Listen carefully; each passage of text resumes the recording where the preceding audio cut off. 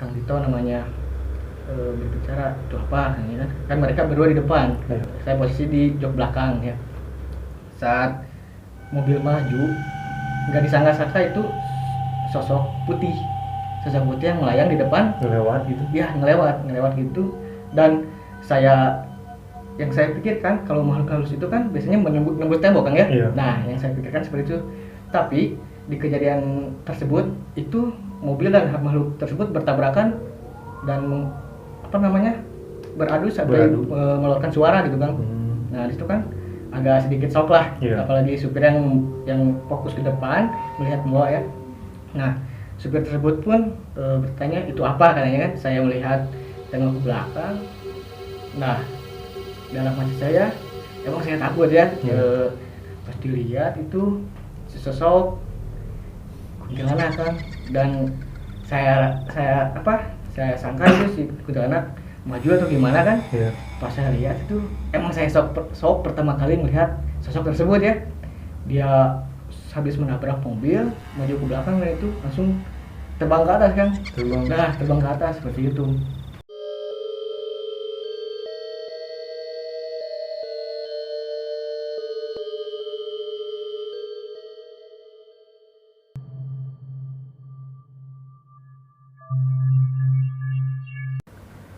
Assalamualaikum, balik lagi bersama gua Julian di Amarta Channel. Sudah masuk malam Jumat, saatnya bersama narasumber. Nah, di samping gua udah ada Kang Agus yang mempunyai pengalaman horor ketika bekerja di Pembangkit Pekanbaru Riau. Betul. Selamat malam Kang Agus. Malam Kang Julian. Katanya punya pengalaman horor yang sangat luar biasa ketika bekerja di sana. Ya, betul sekali Kang Julian ya. Itu pertama kali saya melihat makhluk astral dan pengalaman horor yang menurut saya itu sangat benar-benar membuat shock bagi saya sendiri. Tapi ngomong-ngomong, ketika mengalami kejadian itu apa yang Anda rasakan? Pribadi saya ya, yang saya rasakan itu bermacam-macam Kang. Yang pertama itu shock berat buat saya kan. Itu Trauma atau gimana? Untuk trauma sih enggak kayaknya. Cuman membuat saya down seperti itu. Down. Yang kedua itu mental saya juga kan, karena apalagi itu kan tempat bekerja kan ya, sehari-hari jauh dari keluarga juga. Betul sekali kan. Oke, ditahan dulu Kang ceritanya. Nah guys, biar kita lebih semangat lagi buat video-video selanjutnya, dukung terus channel ini dengan cara subscribe, like, dan juga komen, serta share video ini sekarang juga. Nah, buat teman-teman juga yang sedang menjalankan ibadah puasa, semoga puasanya berkah, lancar, dan juga full sampai lebaran. Nah, oke guys, berikut ceritanya.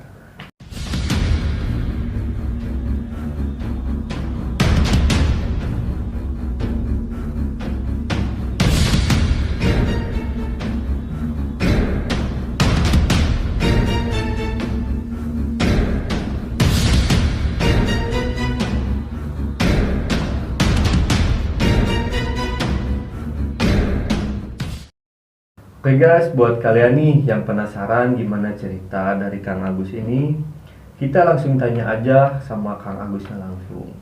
Nah Kang, itu gimana kronologinya bisa sampai kejadian seperti itu Kang? Nah, untuk kronologinya sendiri itu baru-baru ini Kang ya, sekitar bulan November 2020 kemarin. Nah, itu bertempat di tempat kerja saya Kang ya, PLTMG Balai Pungut itu. Awal mula terjadinya itu ketika saya kerja lembur. Sebenarnya sih nggak terlalu malam sekali, itu sekitar jam 8 sampai jam 9 malam Kang. Itu emang suasana di sana sedang hujan rintik-rintik. Ya, akan tahu sendirilah gimana kalau suasana hujan rintik-rintik tengah malam di pabrik gitu kan ya. Rasanya itu lebih sunyi. Nah, betul. Suasananya itu berbeda Kang ya. Apalagi kita kan sedang bekerja, itu pikiran itu terbagi-bagi ya. Yang satu mikir kerja, pengen pulang, rasa takut, rasa cemas di dalam tempat pekerjaan tersebut gitu kan. Nah, tapi itu kan kejadiannya Akang sendiri atau gimana itu? Sebenarnya sih saya nggak sendiri. itu sekitar 4 orang sama Empat teman orang. saya, termasuk saya 4 orang itu Iya. ya. Itu kejadiannya itu sekitar jam 8. Emang suasana 4 orang ini ya termasuk saya tensinya sedang naik. Iya. Mengapa? Karena sebelumnya itu emang tadinya nggak akan ada lembur. Iya. Ya, karena pekerjaan yang mepet seperti itu dan harus selesai besok pagi. Nah itulah dilemburkan. Emang yang pertamanya mau pulang sekitar jam 5. Nah pimpinan saya yang termasuk dari 4 orang itu meminta salah satu rekan saya untuk melakukan pekerjaan tersebut. Nah teman saya itu agak ragu-ragu untuk mengikuti arahan dari pimpinan saya tersebut. Nah terjadilah di situ beradu mulut antara pimpinan saya dan teman saya yang satu lagi. Iya. Nah sedangkan saya dan teman saya yang satu lagi itu saya memang kurang tahu apa-apa tentang apa yang terjadi ketika mereka adu mulut. Nah disitulah saya dengan teman saya berbincang tentang apa yang sedang mereka katakan lah. Akhirnya mereka lah yang berbicara pada saya dan teman saya itu tentang pekerjaan yang akan dikerjakan malam sekarang. Iya. Maksudnya pada malam itu. Nah berangkatlah kita ke tempat bekerja tersebut yang dari mes tempat kerja nggak jauh lah, sekitar 5 menitan menggunakan mobil ya. Iya. Bersama supir. Nah di situ awal mula kita merasakan hawa-hawa yang berbeda di saat hujan rintik-rintik, pikiran kacau. Iya. Di tempat yang jauh dari pemukiman. Itu hampir di tengah-tengah hutan kan. Pedalaman. Nah pedalaman seperti itu. Nah kronologi pertama sih emang nggak terlalu mengejutkan. Yang pertama itu dari supir sih yang berbicara tentang ini melihat itu.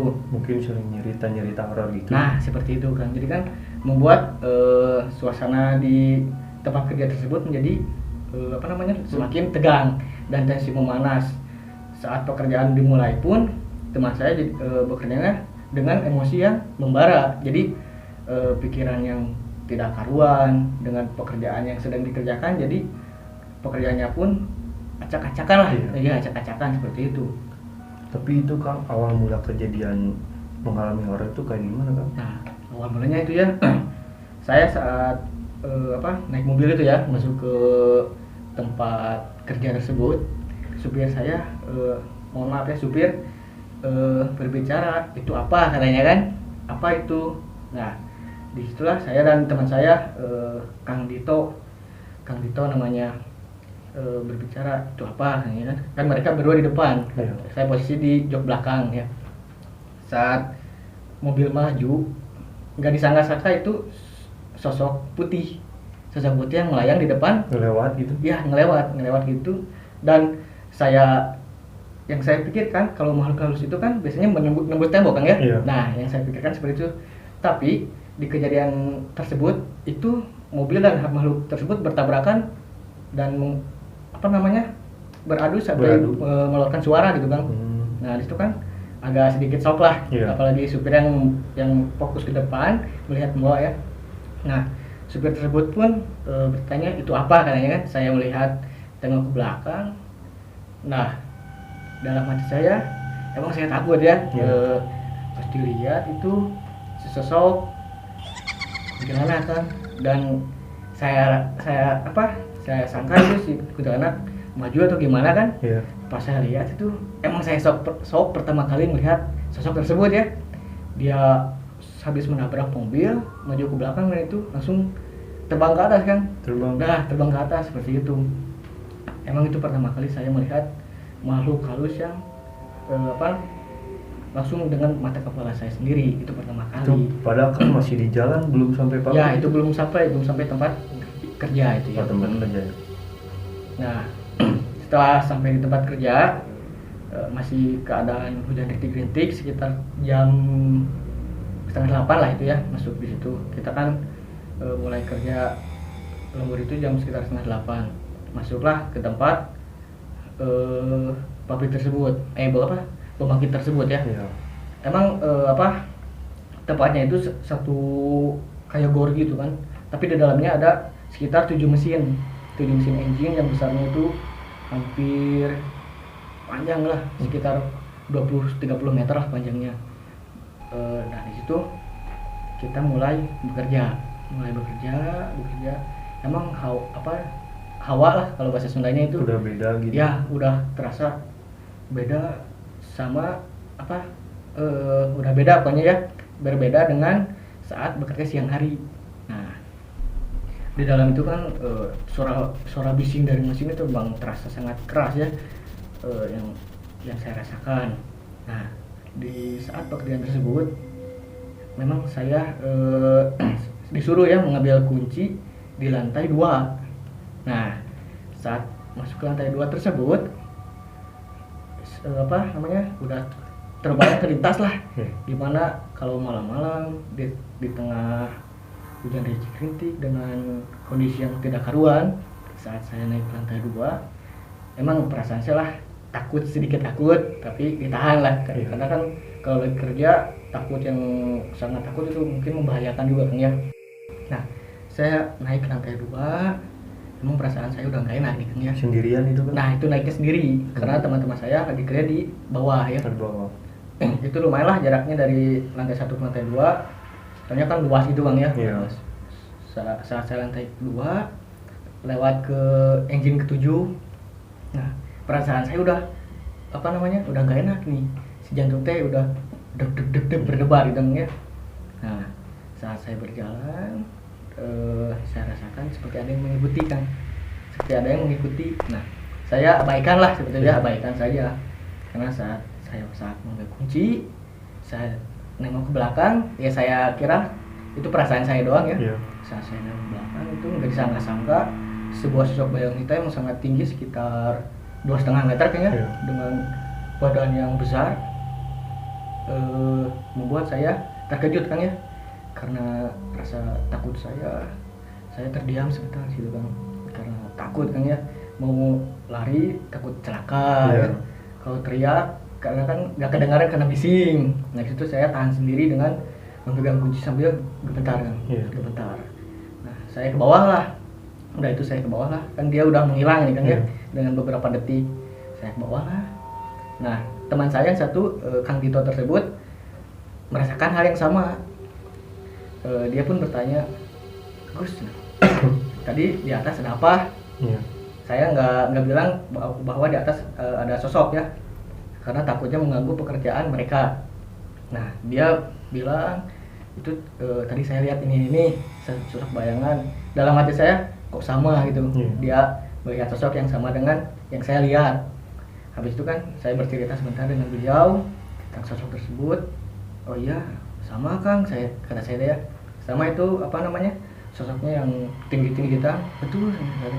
Saya juga lihat dari sini, dari bawah, dan itu dia itu naik dari tangga kayak ngikutin kamu katanya. Nah disitu kan saya agak shock juga, wah dia bisa lihat katanya. Saya tanya, kamu bisa lihat makhluk-makhluk hal seperti itu? Dia bilang enggak katanya. Itu kebetulan mungkin emosinya sedang labil ya, nggak stabil.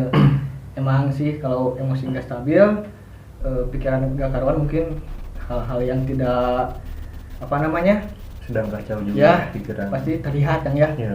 Nah setelah udahlah bekerja. Nah sampai akhirnya saya disuruh juga nyimpen kunci-kunci hasil pekerjaan tersebut ya. Saya naiklah sendiri lagi. Saya lewatnya nggak lewat engine yang tadi, saya muter lewat ke engine 3.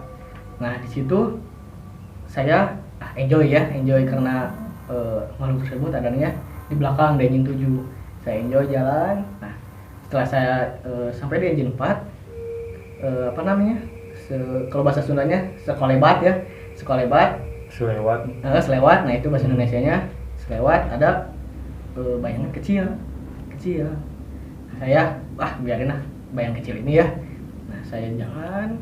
Saat saya jalan melewati engine 4 ke engine 5, gak disangka si makhluk yang tadi saya temui tersebut tepat berada di depan saya dengan berpapasan.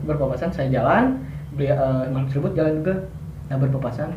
Gimana yang akan ngerasakan kalau berhadapan dengan makhluk tersebut gitu kan. Asli kan, Iya. gak bisa gerak. Nah itu Kang, bener rasanya itu pengen teriak gak bisa, pengen lari takut jatuh. Pokoknya pengalaman yang benar-benar saya rasakan sangat menyeramkan situ Bang ya. Soalnya saya melihat ke atas pun gak sanggup, dia sangat tinggi dan besar kan.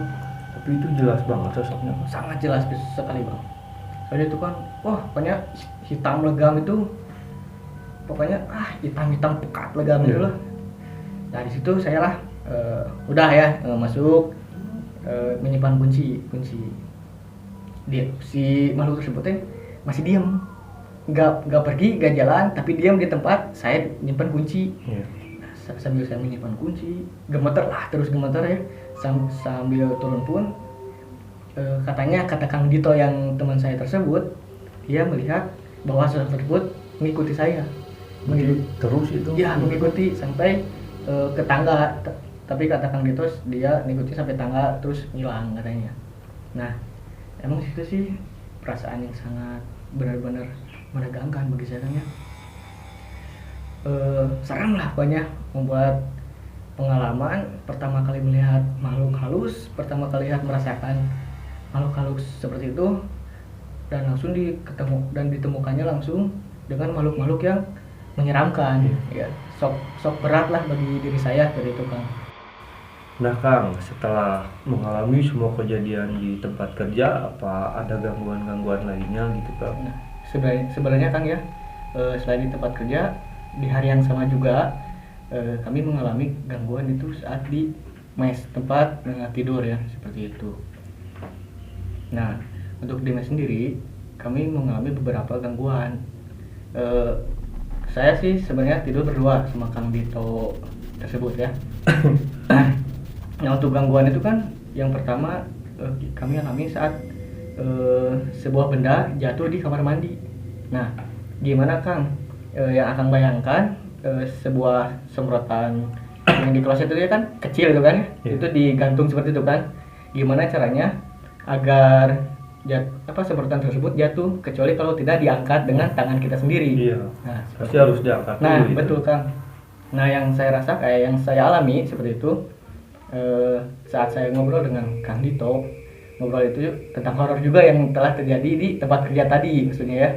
Saya ngobrol, nah pintu kamar mandi ditutup lah sama saya, tutup kunci supaya nggak ada yang mengganggu juga ya.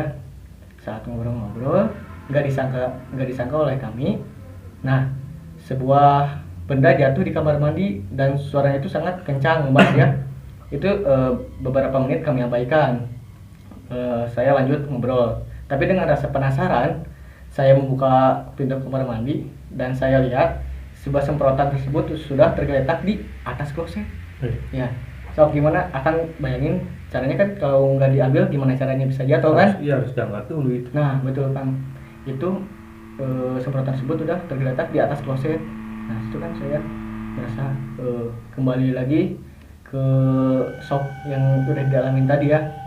Nah begitulah saya benerin lagi ke tempat tersebut, kunci lagi kamar mandi. Nah, lanjut lagi ngobrol, dan apa yang nggak disangka juga sama kami, ngobrolnya itu lanjut lagi tentang horor. Nah tapi itu Kang, ngomong-ngomong jam berapa itu kejadian? Nah untuk kejadian di mes itu udah cukup malam sih Kang, sekitar jam setengah 12 lah, setengah 12 malam. Itu sedang ngobrol lah biasa sebelum tidur ya Kang ya, biasa seperti ngobrol-ngobrol. Nah di tempat yang sama juga saat kami di mes itu ada gangguan lagi. Nah saat ngobrol sekitar jam 12 lah, jam 12 lebih, udah sekitar setengah jam berlalu dari kejadian tersebut. Saya mendengar suara yang membuka pintu yang diputar gitu Kang ya. Kalau diputar pasti didorong kan untuk membukanya. Nah terdengar suara pintu pelan-pelan nih, saat dibuka sedikit. Kang Dito bilang, itu apa kayaknya, pintu buka, tutupin lagi sama saya. Nah kedua kalinya tersebut kembali terulang, buka pintu lagi. Nah saya semakin deg-degan ya, deg-degan. Kang Dito pun sama Untuk sekitar 5 menit atau 7 menit berlalu, dengan obrolan yang sama tentang horor, kami tutuplah kembali pintu tersebut. Nah, dengan rasa penasaran kami di tempat tersebut, kami sengaja diam di pintu tersebut ya, di tempat pintu kamar kami ya, dekat pintu. Nah, sambil ngobrol udah sekitar 10 menit. Nah, terdengar suara lagi kan, saat dibuka kami pun segera langsung menarik pintu tersebut. Iya. Nah, tanpa disangka sebuah sosok kakek-kakek itu jelas sekali kan membawa tongkat sambil memukul melihat ke arah kami berdua. Gimana rasanya kami tidak shock di tempat kami tidur ada yang seperti itu pula kan ya. Nah, situlah kami shock berat berdua, sedikit ngomong pun tergagu-gagu kan ya, jadi tersendat-sendat ngomong pun, mau teriak udah malam di kamar pula kan ya, nggak enak sama teman-teman kos yang lain. Nah, setelah kami tutup pintu. Nah, setelah di situ juga ada lagi kejadian kan. Kejadian apa itu? Nah, di jendela nih kan tidur ada 2 kasur nih kan ya. Saya tidur dekat lemari yang dekat pintu itu. Nah, teman saya tidur dekat jendela. Nah, kebetulan jendela tersebut itu menghadap langsung ke halaman belakang. Nah, halaman belakang tersebut nampaknya udah sedikit kumuh gitu. Sedikit kumuh gitulah, tempat yang menjemur pakaian kan. Nah, sedikit kumuh gitulah. Nah, teman saya saat mau nyalain AC kan ya, tipis tetap dinyalain kan supaya nggak sepi kan ya. Nyalain AC karena di sana kan sangat gerah kan ya. Nyalain AC, terdengar suara yang ketuk sekitar 3 kali, ketuk. Nah, Kang Dito belum ngedengar. Saya yang udah ngedengar duluan ya. Udah ketok tersebut, saya bilang ke Kang Dito, coba lihat di jendela ada apa. Dia lihat nggak ada apa-apa katanya, nggak ada apa-apa. Nah, itu terjadi 3 kali sama kayak saat membuka pintu. Nah, saat ketiga kali ketok dibuka oleh Kang Dito, sosok yang sama kakek-kakek tersebut kan melihat ke arah kami juga. Nah, itu udah kedua kalinya itu kan dengan sosok yang sama di tempat yang sama juga kan ya. Nah, dari itulah kami pengen tidur nggak bisa, gelisah pokoknya. Kalau nggak tidur besok kerja gimana ya. Nah, itu sekitar jam 1 lah itu kotak-kotak itu kan, karena susah tidur juga karena kejadian horor. Mungkin akan juga ngerasain gimana kalau rasanya yang sudah dialami kejadian horor, mungkin susah tidur, gelisah gimana kan ya. Nah, pasti ada trauma juga. Nah, itu kan yang membuat saya susah tidur. Nah guys, jadi begitu cerita dari Kang Agus ini. Nah, tapi Kang, saya mau nanya dulu nih Kang. Itu sebelum Akang mulai aktivitas berdoa dulu nggak Kang? Nah, itu kan dengan emosi yang meningkat, tensi yang tinggi dan tidak stabil, kita itu lupa untuk berdoa sebelum memulai kegiatan bekerja tersebut. Nah, dan juga dengan emosi tersebut kami berbicaranya sompral, tidak karuan kemana-mana. Mungkin itu yang mendatangkan makhluk tersebut berada di hadapan kita seperti itu. Iya, mungkin karena lagi pikiran kacau ya, juga. Betul. Ya. Nah guys, kita ambil sisi positifnya dari Kang Agus ini, buang sisi buruknya. Nah, percaya atau tidak percaya, tapi itulah yang dialami oleh Kang Agus. Mungkin pesan dari saya sebelum melakukan aktivitas, kita harus berdoa dulu ya Kang Agus. Betul. Harus meminta perlindungan dari Allah Subhanahu wa Ta'ala, biar kita selalu dijaga dimanapun kita berada. Nah, buat kalian yang menjalankan ibadah puasa, tetap semangat puasanya, dilancarkan juga ya Kang Agus. Semoga berkah dan tidak lupa mendapat THR ya Kang Agus. Nah, mungkin segitu aja lah video kita kali ini. Selamat bertemu di malam Jumat berikutnya. Tapi sebelum saya tutup video ini, jangan lupa dukung channel ini dengan cara subscribe, like, dan juga komen, serta share video ini sekarang juga. Nah, saya Julian, Kang Agus, Amarta Channel undur diri. Wassalamualaikum warahmatullahi wabarakatuh.